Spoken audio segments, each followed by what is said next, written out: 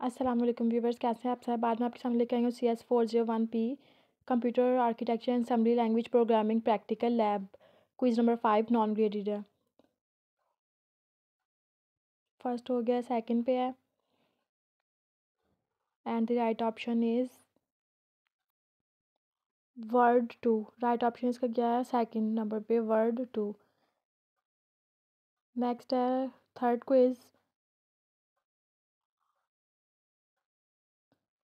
Shift arithmetic left can also be called as shift logical left. Next है fourth number पे, इसका correct answer है 2, number A option. Next save करते हैं, next पे जाते हैं। Last one, 0x represents hexadecimal number, right option है। आज का हमारा कुछ यहीं तक था। ओके, अल्लाह हाफिज़।